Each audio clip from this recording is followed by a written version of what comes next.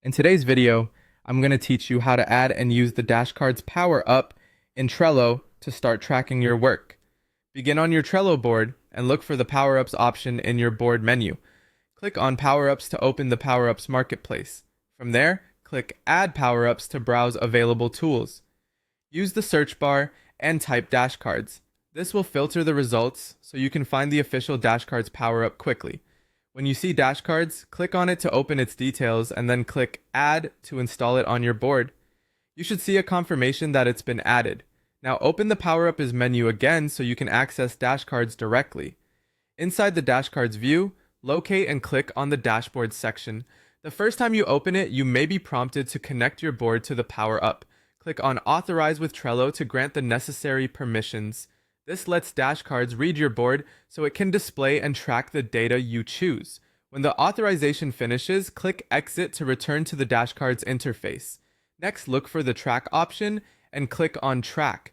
This is where you'll set up what you want Dashcards to monitor. Choose a card from your board that you'd like to keep an eye on.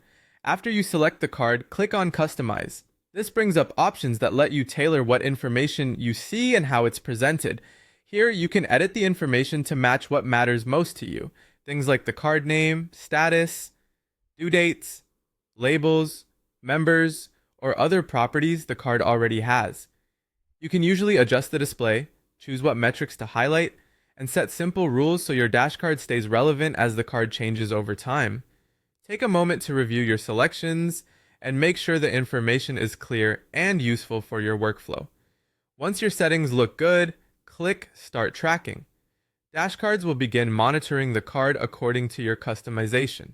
From now on, you can quickly glance at your dashboard to see the status without opening the card every time. If you ever need to refine what's shown, return to Customize and make updates. Your dashcard will refresh with your new settings. That's it!